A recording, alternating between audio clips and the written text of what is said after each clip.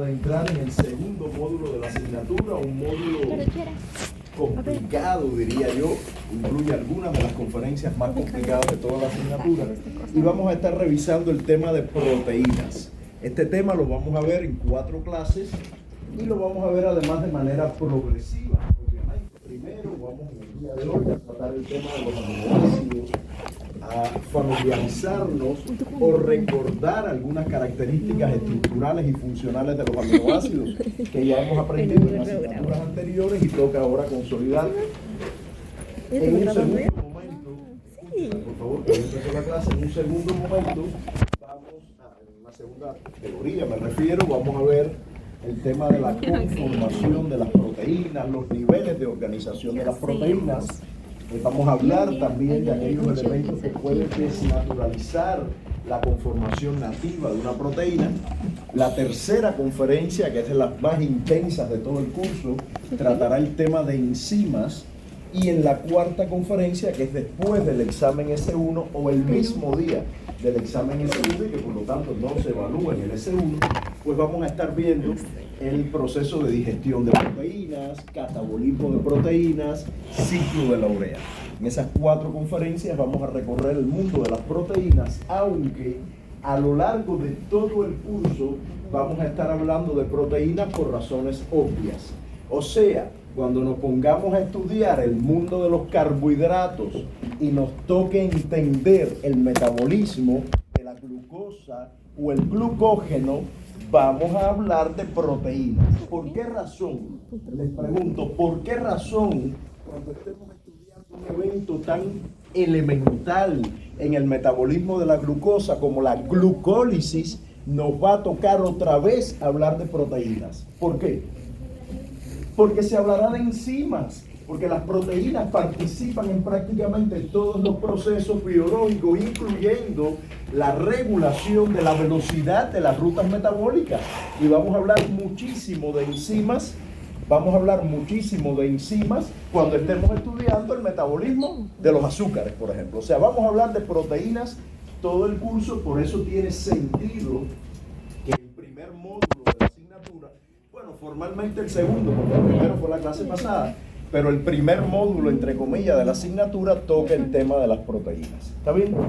Recuerden, de la clase pasada quedamos con la idea de que la esencia de esta asignatura adelante es comprender, valga la redundancia, la esencia de la vida. Y yo había reducido la vida a una representación metafórica muy simple. Era una bolsa abierta a la que llegaba información muy diversa, había un procesamiento de esa información y luego salía información de la bolsa. Y lo que queremos es entender cómo ocurre el procesamiento dentro de esa bolsa que está llena de moléculas. Moléculas, algunas muy simples, como algunos iones, y algunas extremadamente complicadas, como las proteínas, por ejemplo. En esa bolsa, si recuerdan, Dios y Darwin añadieron baldes enteros de bioelementos primarios, baldes enteros de carbono, de oxígeno, de nitrógeno, correcto. Pero también añadieron algunas cucharaditas de bioelementos secundarios, añadieron cucharaditas de sodio, de potasio, de calcio. Y además, como si no bastara, cogieron y añadieron así unas pizcas de algunas especias, digamos, que son los bioelementos secundarios, como un poquitico de hierro, un poquitico de zinc, un poquitico de cobre, así en goticas. Y todo eso de conjunto es fundamental para que la vida tenga el sabor que toca que tenga la vida. Y que eso funcione de manera equilibrada. Si falla el equilibrio en esa bolsa, o sea, si hay pérdida de la homeostasis, habrá una enfermedad. Y entonces le tocará a ustedes añadir drogas, químicos a esa bolsa para equilibrar. En otras palabras, añadir medicamentos para que regrese el equilibrio de las relaciones o de las reacciones que ocurren en esa bolsa. Bueno, justamente después que Dios y Darwin añadieron un montón de baldes de los bioelementos primarios, se armaron algunas macromoléculas, incluyendo las proteínas. Alguien me recuerda, y lo vamos a ver hoy, pero bueno, alguien me recuerda para entrar en calor, algunos átomos que sí o sí están presentes en todas las proteínas. algunos átomos que sí o sí están en todas las proteínas. ¿Quién me dice? ¿Cómo? Carbono. Bueno, en primerísimo lugar, carbono, obviamente, porque son moléculas orgánicas. ¿Qué más? Hidrógeno. ¿Qué más? Oxígeno. Oxígeno. Hay otro fundamentalísimo. Nitrógeno. El nitrógeno es fundamental porque está presente en todos los aminoácidos, que son los grupos químicos que componen, o los monómeros que componen las proteínas. Y por ahí les pregunto, ¿habrá azufre en las proteínas? ¿Habrá azufre? ¿Dónde hay azufre? ¿Por qué hay azufre? ¿Por qué hay azufre? Borda. ¿Por qué hay azufre? ¿Por qué hay azufre en las proteínas? ¿Cómo? No, pero ¿por qué hay? Me refiero no cuál es la función del azufre, sino por qué razón hay presencia, o sea, qué elemento aporta azufre a las proteínas. ¿Qué elementos aportan azufre a las proteínas? ¿No recuerdan? Nos vamos a consolidar hoy, pero si lo recuerdan, a lo mejor de poquito me lo dicen. No tengan miedo. ¿Cómo? No. Lo vamos a recordar hoy, porque hay 2 aminoácidos que tienen azufre en su estructura. 2. Metionina y cisteína. Excelente. Aquellas proteínas que tengan metionina y cisteína tendrán azufre en su estructura. Bueno, total, lo vamos a recordar hoy. Ahora vamos a hacer algo, vamos de pronto a hacer un paréntesis a esta introducción que he hecho a la clase y vamos a hacer algo que les prometí que haríamos cada semana. Vamos a retroceder un poquito hasta la clase anterior y vamos a revisar el cuestionario que ustedes resolvieron. ¿Está bien? Vamos a ver el cuestionario. Cuando termine esta clase, yo voy a habilitar para que ustedes vean las respuestas correctas, pero desde ya las voy a dar acá. Esas respuestas las voy a dar utilizando el cuestionario de, creo que fue el de Julieta, el que escogí, o sea, de alguien con 20 puntos, escogí el de Julieta y así celebramos su cumpleaños de manera retroactiva. Y entonces vamos a ver las preguntas. Eran preguntas muy simples, la verdad. La clase en sí misma era muy simple. Las preguntas dice, la primera, ¿cuál? Perdón. Disculpen. Es que esto no se me siente tan grande. ¿Cómo lo pongo chiquitico? ¿Cómo le doy control menos aquí?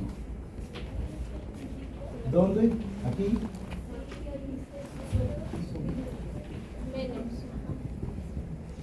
Muy bien, perfecto.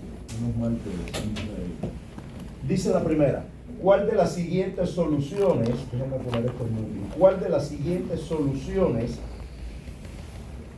tendrá un valor de pH más ácido? Aquella que tiene una concentración de hidrogeniones libres de 10 a la menos 7 molar, 10 a la menos 5 molar, 10 a la menos 3 molar, 10 a la menos 11. Obviamente, la que tiene 10 a la menos 3, que es el número más grande que hay ahí. Mientras mayor concentración de protones, de hidrogeniones libres, menor es el valor del pH. Claro que sí, o sea, la solución será mucho más ácida. Correcto. Segunda pregunta.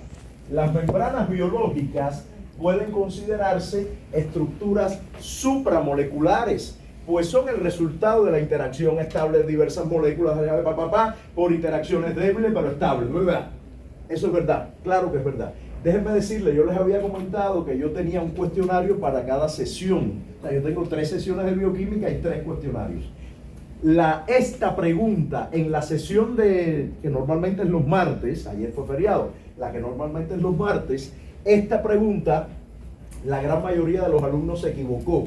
¿Por qué? Porque yo fui un poco maligno y puse las membranas biológicas, puse los virus y los priones son estructuras supramoleculares porque están formadas por diferentes bla bla bla. Y ellos me pusieron verdad. Claro, porque vieron virus y dijeron son estructuras supramoleculares, un montón de moléculas diferentes.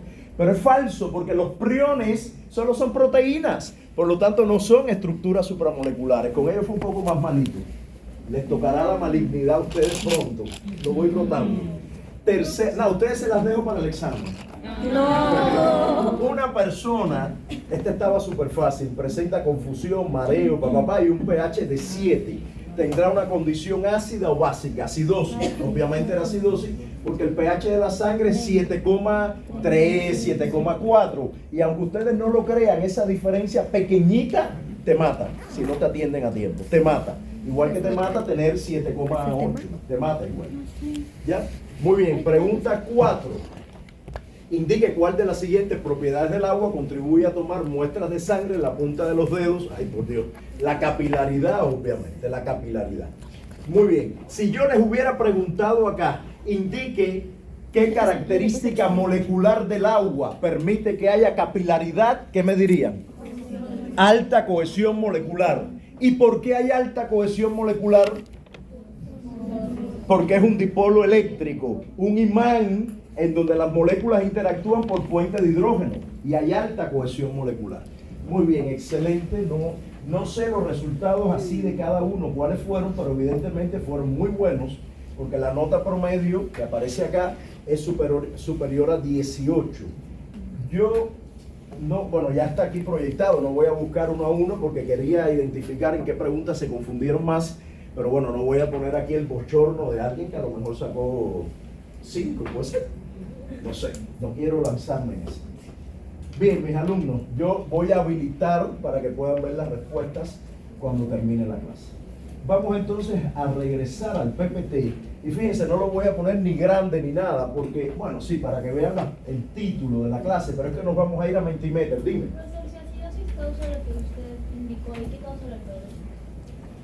Por el estilo. La sintomatología. Además, aquí no estamos evaluando un tema clínico. La sintomatología clínica no es la prioridad. O sea, en ningún caso, a ver, porque tu pregunta puede tener dos matices. Un matiz es, profe, yo solo por curiosidad quiero saber si causa lo mismo. Esa es una pregunta posible.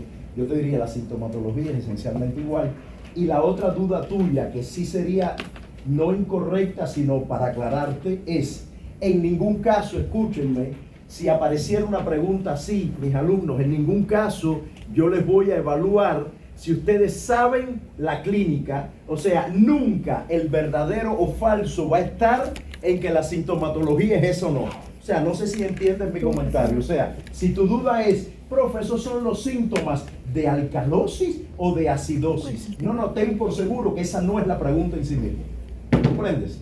¿Logro explicarme? O sea, nunca la pregunta va a ser, uy, ¿de verdad esos serán los síntomas? No, porque ese no es el objetivo de este curso. O sea, el objetivo de esa pregunta era que tú valoraras si 7 con respecto al pH de la sangre era ácido o básico. ¿Comprendes? O sea, no que tú dijeras, ¿la acidosis provocará esto, sí o no? Ese no es el objetivo. ¿Comprendes? Bien, entonces, y eso se los aclaro incluso para el examen. O sea, nunca una pregunta del examen, esto que voy a decir me pasó, les voy a hacer un paréntesis, me pasó hace tiempo cuando las clases eran virtuales. Había una pregunta que decía, yo para hacerme el inteligente, ¿cómo se llama la droga el citostático? El irotecán es un citostático que se utiliza para el manejo del cáncer de pulmón porque inhibe la actividad de la enzima topoisomerasa, que le estudiaremos en su momento. Diga por qué el irotecán tiene este efecto. El objetivo mío era que ellos dijeran, si inhibe la topoisomerasa, se bloquea la capacidad de la enzima de, ¿cómo se llama esta palabra? De relajar el ADN, que el ADN está compacto y esta enzima lo relaja. Y como no lo relaja, no hay replicación y la célula no se divide. Yo pensé, o sea, esa era mi intención, que ellos se focalizaran en lo que hace la topoisomerasa. No. Se pusieron en Google, obviamente, porque era virtual, y me describieron así qué cosa es el irotecán. Y yo decía, a ver, si yo nunca en la vida les he enseñado lo que es el irotecán, ¿cómo se les concibe la idea que el examen diga que es el irotecán? O sea, es irracional y es lo más preocupante, a lo mejor hay profesores que sí le preguntan lo que es el irotecán aunque no se lo enseñe, lo cual es más preocupante, no sé. Pero en cualquier caso, la intención siempre estará dirigida a los contenidos de acá. ¿Correcto? Muy bien. Entonces, les decía, sigue adelante, les decía que después actualizamos lo de la asistencia. Les decía, el título de la clase está en línea con lo que les comenté al inicio. Vamos a revisar estructuras, propiedades físico-químicas y función de los aminoácidos, pero voy a dejar la diapo así. ¿Por qué? Porque la próxima diapositiva, que tiene que ver con este tema de reflexión desde la experiencia, los va a mover a Mentimeter. Hay dos preguntitas que me gustaría que resolviéramos en Mentimeter, ¿ok? Accedan por favor al sitio. Aquel alumno que por algún tema técnico no puede acceder, pues no pasa nada. Igual, de alguna manera, pues está conectado al sistema y puede ver la... Déjenme abrir aquí. ¿Qué dice? Ay, lo voy a... Open Vote. No puedo abrirlo.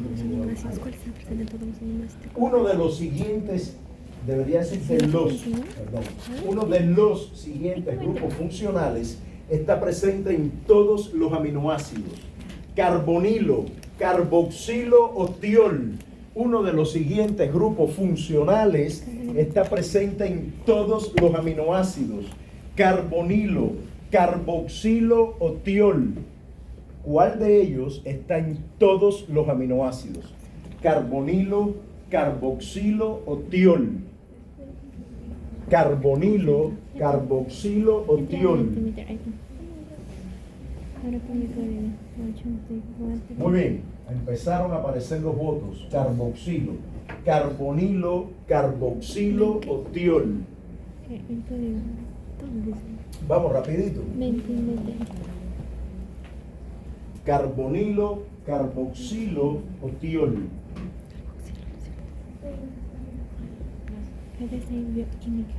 Nadie le apuesta ni a carbonilo ni a tiol.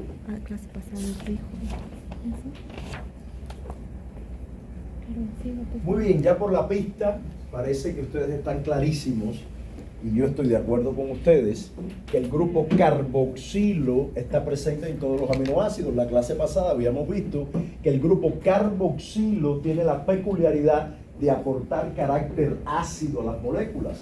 Y precisamente de ahí viene el nombre de aminoácidos, de la presencia del grupo carboxilo.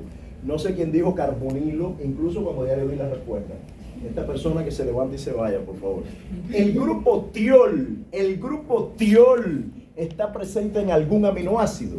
El grupo tiol está en algún aminoácido. ¿Cuál? ¿Cuál? Porque así dicen, sí. ¿Cuál? ¿En dónde hay grupo tiol? ¿Cómo? ¿Dónde hay grupo tiol? Es un grupo químico muy importante para estabilizar la conformación de las proteínas. Grupo tiol está presente en la cisteína. La cisteína es un aminoácido que tiene grupo tiol y por lo tanto puede formar ¿qué tipo de enlaces? ¿Qué tipo de enlace forma el grupo tiol? Les voy a recordar cómo luce el grupo tiol y seguramente van a ver el enlace. Fíjense, no se preocupen, no quiero a nadie llorando ni nada. Esto lo vamos a ver todo en la clase. No, nadie quiera, ay, yo soy del más bruto del aula. No, no. El grupo tiol es así. ¿Qué tipo de enlace puede formar ese grupo químico? ¿Cómo se llama el tipo de enlace que se puede formar por el grupo tiol? Y que es importantísimo en las proteínas. ¿Peptídicos? Puente disulfuro. Puente disulfuro es un enlace fundamental para estabilizar la conformación de las proteínas. Puente disulfuro. Y por ahí en los exámenes a mí me encanta decir cuántas cisteínas habrá como mínimo en una proteína donde hayan 4 puentes disulfuros. ¿Cuántas cisteínas habrán? Para que haya 4 puentes disulfuro, ¿cuántas proteínas habrá?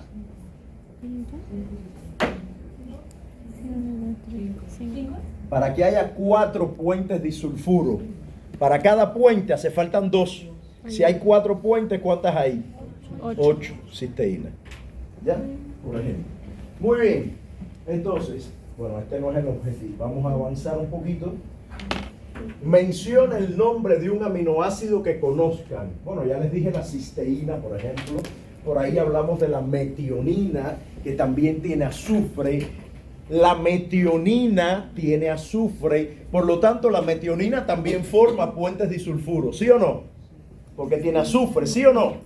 No, porque el azufre de la metionina no es parte de un grupo tiol. La metionina, pobrecita, tiene el azufre metido en el medio de la cadena lateral R y por lo tanto no forma grupo tiol. Y no hay puente disulfuro. La metionina no forma puente disulfuro. ¿Ya? Muy bien. Los cogí de atrás para adelante. Cisteína, triptófano, Alanina.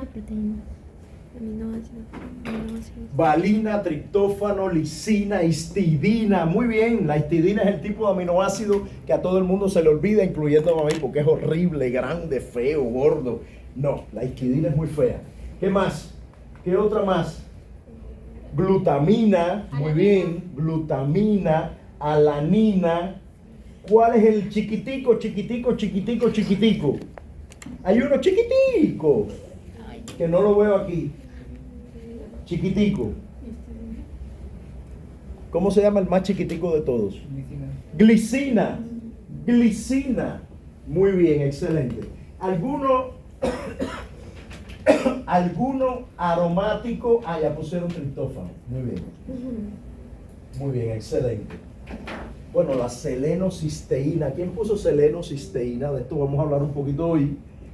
Este es un aminoácido no convencional. Es un aminoácido. ¿Tiene grupo amino y carboxilo? Sí. Pero tiene selenio en vez de azufre y es un aminoácido muy importante en la maduración de los espermatozoides. Muy bien. Excelente. Vamos a terminar acá. Me parece muy bien. Incluso además de lo que pregunta el Mentimeter, igual aprovechamos la oportunidad para para recordar otros temas o consolidar otros temas. Insisto, aquel que no ha visto esta información en asignaturas previas o que no lo recuerda, pues no se preocupe que vamos a estar hablando en la clase sobre estos temas. Sí, adelante, apúrate para que no te pierdas la clase. Solo te perdiste la revisión del cuestionario y el Mentimeter. Bueno, Sofi nos trae acá la agenda que vamos a desarrollar. Vamos a ver de las proteínas inicialmente en una primera parte de la clase, la diversidad estructural y funcional, en una parte muy genérica que vamos a conversar sobre las propiedades más generales de las proteínas, y el pollo del arroz con pollo es esta parte en donde vamos a conversar sobre estructura, nomenclatura de los aminoácidos. Vamos a hablar de la formación de enlace peptídico, vamos a ver hasta dónde llegamos, porque en la clase de ayer dejé para la clase siguiente algunos aspectos ahí puntuales. Vamos a ver si me pasa lo mismo acá. Y vamos a estudiar para el caso de los aminoácidos un tema muy interesante, que es el punto isoeléctrico. Punto isoeléctrico que está muy relacionado con lo que vimos de pH en la clase pasada. ¿Está bien? Bueno, con esta sesión ustedes deben consolidar lo que ya saben sobre la relevancia estructural y funcional de las proteínas, describir las características estructurales, algunas propiedades fisicoquímicas de los aminoácidos e identificar los componentes del enlace peptídico y su relevancia en la estructura de proteínas. Este tema del enlace peptídico, insisto, lo vamos a retomar la clase que viene para comenzar a hablar en esa clase que viene sobre conformación nativa de las proteínas. Así que este tema lo empezamos a ver hoy, pero lo concluimos al inicio de la clase que viene. Bueno, las proteínas son fundamentales. Yo les había dicho la clase pasada que somos como somos y lucimos como lucimos y funcionamos como funcionamos gracias a que hemos evolucionado en el agua, ¿verdad? Bueno, pues una de las cosas que mejor ha moldeado el agua es justamente la estructura de las proteínas.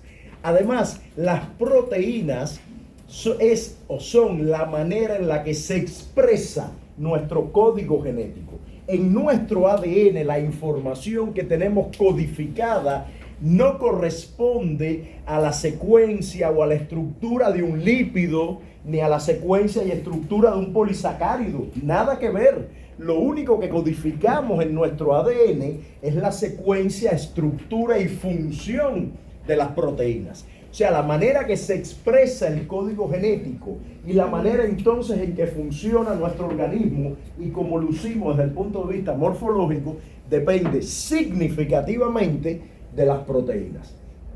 La composición de proteínas, esto ya lo habíamos comenzado a hablar la clase pasada, incluso retomo la misma imagen. La composición de las proteínas, el tipo de proteína, la función que tienen, por supuesto que va cambiando en dependencia de la especie de la que se trate, del reino que se trate. No es lo mismo, obviamente, el reino protista que el reino fúngico, que el reino vegetal. Y también en nuestro caso, pues se van produciendo alteraciones en la conformación, en la función, en la expresión de algunas proteínas en la medida que vamos envejeciendo, ¿no? Las proteínas participan, y ya lo habíamos adelantado en la introducción de la clase, participan en casi todos los procesos que ocurren en las células, en casi todos. Habíamos dicho que cuando estemos hablando de glucólisis vamos a hablar muchísimo de proteínas, porque nos va a tocar hablar y entender la función de las enzimas, que a la larga son proteínas. Es muy poco probable que exista algún fenómeno biológico que se estudie en el que no haya participación de proteínas en alguna de sus funciones.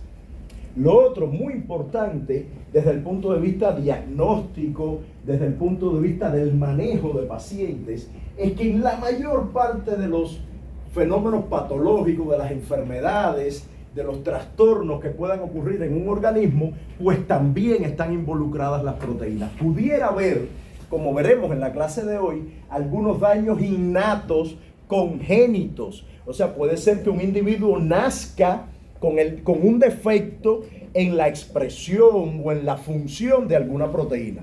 Pero también es muy probable, y de hecho es lo más probable, que las personas adquieran durante la vida alguna alteración en una función de las proteínas y eso causa alguna enfermedad. O sea, muchas de las enfermedades que nosotros padecemos tienen de fondo que hay proteínas que no están funcionando adecuadamente. ¿Está bien? Y lo otro interesante relacionado o que se desprende de esta afirmación es que las proteínas son en muchos casos, y hablaremos hoy un poquito de eso en el seminario, las proteínas son en muchos casos además biomarcadores de tipo diagnóstico, de tipo pronóstico, de tipo predictivo. Un biomarcador diagnóstico, ¿para qué sirve? Si se llama diagnóstico, ¿para qué sirve? Para diagnosticar. Mídele esta molécula, proteínas en muchos casos, está alterada, está enfermo de tal cosa. Biomarcador diagnóstico. ¿Qué sería un biomarcador pronóstico? El nombre lo dice, para pronosticar el curso de la enfermedad. Ese es el tipo de biomarcadores que hace que los médicos, estoy hablando, esto lo voy a decir en broma, no con mala intención, que hace que los médicos lleguen y te digan, arregla tus papeles que lo que te queda es una afeitada. Es un biomarcador pronóstico. ¿Y qué es un biomarcador predictivo? ¿Qué será predictivo? Pero para predecir qué. ¿Cómo? No, porque ahí está casi diciendo el pronóstico. O sea, ¿qué diferencia hay entre pronóstico y predictivo? Un biomarcador predictivo tiene que ver con la eficacia de los medicamentos. Usted ha sido diagnosticada con cáncer de mama. Listo. Te he diagnosticado la enfermedad. Un biomarcador pronóstico es la expresión de receptor de estrógeno, de progesterona o de HER2. Usted es triple negativo, tiene un pronóstico diferente a si usted tiene expresión de receptores de estrógeno y progesterona o a si usted tiene expresión de HER2. En base a eso, en base a esas moléculas, esas proteínas, yo pronostico tu enfermedad, el curso que va a tener. Y predictivo es, como usted expresa HER2, yo la voy a tratar con Herceptin, un anticuerpo que bloquea la actividad de HER2. Como usted expresa receptor de estrógeno y progesterona, yo le voy a poner una terapia basada en hormonas, una hormonoterapia, porque usted tiene receptores que me van a permitir manejar su enfermedad con hormonas. Eso es valor predictivo. Yo predigo que con esa molécula que tú expresas vas a poder tener beneficios con tal o más cual tratamiento. Ya, esa es la diferencia entre predictivo y pronóstico. Bien, nos fuimos un poquito del cauce de la clase, pero bueno. Y lo otro muy importante es que hay una estrechísima relación entre la estructura de una proteína y su función. Eso existe realmente con todas las moléculas. O sea, todas las moléculas tienen una función que si usted cambia la estructura deja de ocurrir. O sea, eso es básico en la biología. ¿Ya? En las proteínas se ve súper bien y se manifiesta incluso cuando hay alteraciones genéticas. Usted tiene una alteración genética que pudiera derivar en un cambio conformacional en la proteína y por lo tanto en la función de la proteína.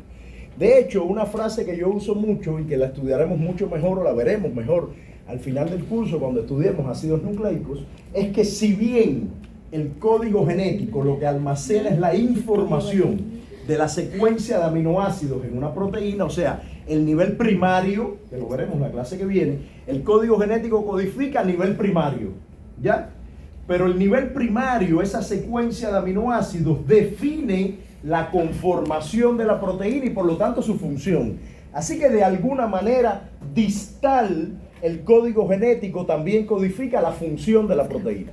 O sea, de manera inmediata codifica secuencia de aminoácidos, pero de manera distal también la función, porque esos aminoácidos se ordenan y se asocian de tal manera que la proteína tiene determinada estructura y por lo tanto determinada función. La semana que viene vamos a ahondar un poquito más en ese tema. Bueno, por cierto, fíjense si el tema de las proteínas siempre ha sido importante, que el término proteína viene de una palabra griega que significa o sea, que es proteios y significa primordial. Primordial. ¿Está bien? Ya esto dejó de funcionar, es así, muy dinámico. Primordial. Bueno, otras cuestiones que quiero destacar de las proteínas son las biomoléculas más abundantes y ubicuas. ¿Qué cosa es ubicuo?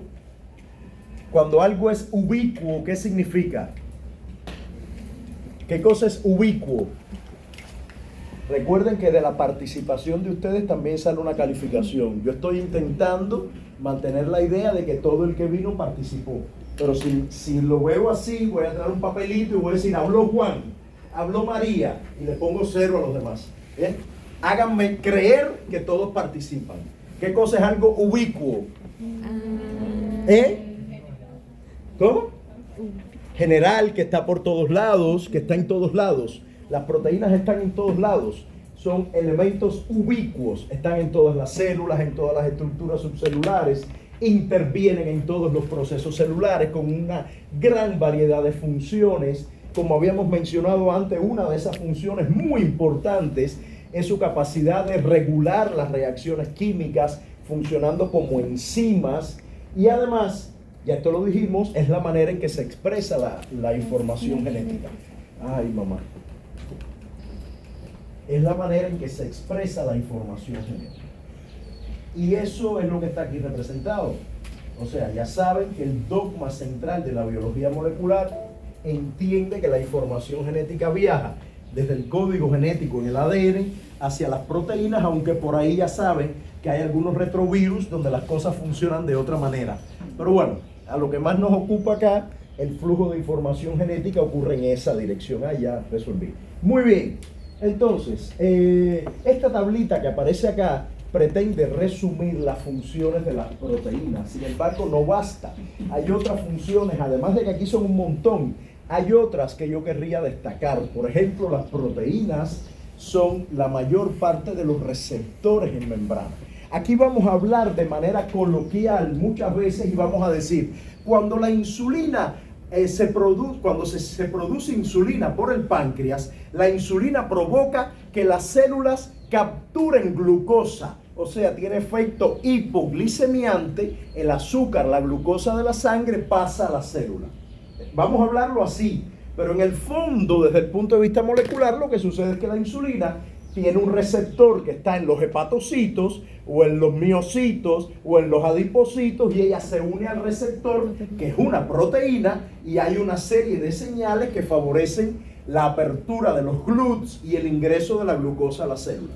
¿Okay? O sea, hay proteínas cuya función es justamente actuar como receptores en la membrana. También muchas proteínas son transductores de información al núcleo celular.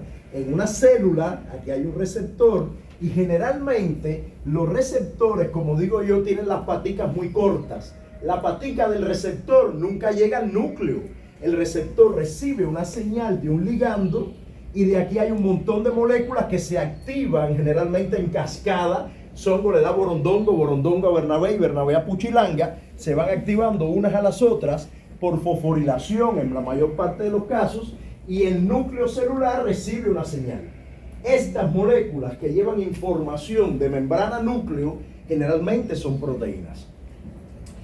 Lo otro es que una vez en el núcleo, las proteínas actúan como reguladores de la expresión genética y hay algo que se llama factores de transcripción, que como su nombre dice, regulan los procesos de transcripción, de llevar la información genética del ADN al ARN mensajero. La transcripción la vamos a estudiar a final del curso y en ese proceso es fundamental la actividad de proteínas. Y por último, y esto tiene que ver más con mi mundo, las proteínas también participan mucho en el tráfico celular, en la comunicación. ¿A qué me refiero?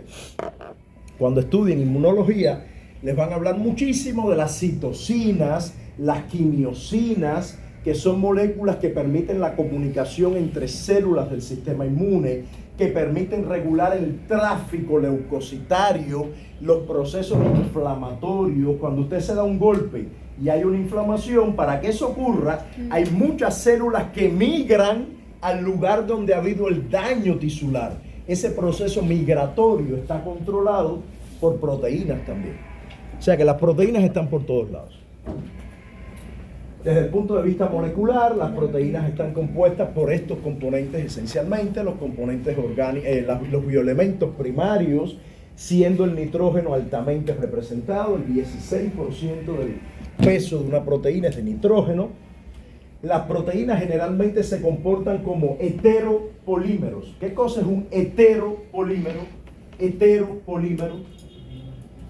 Polímero formado por unidades diversas, diferentes, heteropolímero. Es muy raro que una proteína sea un homopolímero, es muy raro. Generalmente las proteínas o los péptidos o los oligopéptidos, que veremos la diferencia, están formados por aminoácidos diferentes, son heteropolímeros. Muy bien, esto ya lo dijimos, la función de una proteína depende mucho, significativamente, de su conformación. Y la conformación, a su vez, está determinada por la secuencia de aminoácidos. Los aminoácidos que conforman el heteropolímero definen la estructura de la proteína. Y justamente esta secuencia de aminoácidos es lo que se llama nivel primario de organización, que veremos en la clase que viene, y es justamente lo que está en el ADN. Lo que el ADN codifica es justamente la secuencia de aminoácidos que componen una proteína.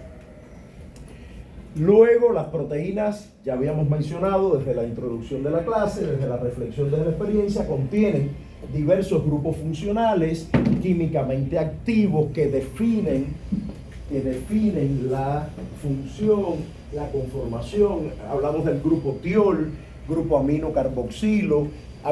Yo mencioné así como algo lejano los anillos aromáticos. Alguien puso triptófano, la fenilalanina y la tirosina, son aminoácidos aromáticos. Hay aminoácidos con grupos hidroxilo en su estructura. ¿Quién me recuerda qué aminoácido tiene hidroxilo? ¿Qué aminoácido tiene hidroxilo en su estructura? ¿Cómo? Aminoácido. La serina tiene hidroxilo en su estructura. La serina, la tirosina, los aminoácidos que tienen hidroxilo en su estructura. ¿Qué tipo de interacciones pueden hacer con el agua? ¿Qué tipo de interacciones puede haber con el agua si usted tiene OH en su estructura? ¿Cómo? Puente de hidrógeno. Puente de hidrógeno, excelente. Esto es otro adelantico para lo que vamos a ver en la clase. Muy bien. Y lo otro importante, miren acá, es que las proteínas pueden asociarse de manera estable o temporal con otras moléculas. Al final de la clase vamos a ver esto mejor, en más detalle, con algunos nombrecitos raros, pero por ahora tengan en consideración que esta interacción permite una asociación sinérgica. ¿Qué significa sinergia? ¿Qué significa sinergia? Ustedes vienen a la universidad a aumentar su cultura, incluyendo su cultura comunicacional. Ya les he dicho que tienen que aprenderse palabritas que los hagan lucir inteligentes. Sinergia. Entre mi pareja y yo hay una evidente sinergia. ¿Qué es una sinergia? Combinación. Conexión. Ah, Sinergia significa que, lo voy a poner para el ejemplo que hablé de la pareja, que el miembro A de la pareja, ya no voy a decir ni el hombre ni la mujer porque aquí ni se sabe, el miembro A de la pareja, el miembro A sabe pintar y el miembro B de la pareja es muy bueno en negocios. Se complementa. Y por lo tanto, cuando se une el A y el B, hacen una empresa de venta de cuadros y de obras de arte. Sinergia. Cada uno por separado hace algo y cuando se unen, hacen algo mejor. Eso pasa con muchas proteínas. Los anticuerpos son proteínas, ¿verdad? Son proteínas. Los anticuerpos tienen en su estructura azúcares, son glicoproteínas. Esos azúcares son fundamentales para la función del anticuerpo. Si usted coge un anticuerpo y le arranca los azúcares, el anticuerpo pierde propiedades, porque los azúcares le dan cualidades especiales al anticuerpo. El anticuerpo solo captura antígenos, pero para hacer algo con ese antígeno, él necesita los azúcares. Hay una sinergia entre anticuerpos y azúcares, hay una sinergia para hacer algo especial cuando están juntos. Bien, después volveremos sobre este tema al final porque hay que darle un nombre a esos azúcares, por ejemplo. O por ejemplo, otro muy socorrido, la hemoglobina. No es nada sin el grupo hemo. Si usted coge la hemoglobina y le saca el grupo hemo, ella se suicida. Porque no hay nada que hacer con su vida. Ella no encuentra razón de vivir si no tiene grupo hemo. ¿Sí o no? ¿Es verdad? sí. ¿Has perdido algo que te quite la razón de vivir tú alguna vez? No. Muy bien. Entonces, si le quita el grupo hemo, pierde la razón de vivir, ¿verdad? Lo mismo le pasa a los anticuerpos si le quitan los azúcares. Eso tiene un nombrecito que se los enseñaré al final de la clase. Bueno, por aquí solo para hacer notar que hay proteínas muy rígidas, por ejemplo, las que arman el citoesqueleto en una célula. Hay otras proteínas flexibles como actina y miosina. ¿Para qué sirven actina y miosina? Contracción. Para la contracción muscular. Tienen que movilizarse para asegurar la contracción. Otras proteínas también cambian su conformación, como la ferritina. Cuando la ferritina captura hierro y lo almacena, ella cambia su conformación. Y por último, bueno, aquí están por cierto los famosos anticuerpos que ya les había comentado. Si usted quiere alguna vez en el futuro, cuando estudie inmuno, aprenderse la estructura de los anticuerpos, piensa en esta señora con los brazos levantados. Esto es un anticuerpo. Un anticuerpo que tiene una región funcional, que son las piernas, que es justamente donde están los azúcares. Los azúcares están acá. Bien, esa región funcional se llama FC, no importa el nombre, es para hacerme el inteligente. Esa región funcional. Luego están las manitos de la señora, que son las que atrapan los antígenos y que tiene un nombre también muy complicado. Y esto de acá es a lo que iba con esta imagen, es la bisagra del anticuerpo, que sería la cintura de la señora. Es la que le da flexibilidad al anticuerpo. El anticuerpo tiene que ser flexible para poder atrapar los antígenos. ¿Ya? Y esa flexibilidad está determinada por la región bisagra. ¿Ya? Muy bien.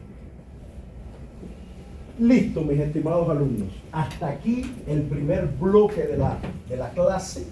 Este primer bloque tenía la intención de traerles a la mente algunos recuerdos sobre cosas que seguramente han escuchado antes de cuán importantes. ¿Para dónde te vas? Bueno, si ya estás aquí, obviamente.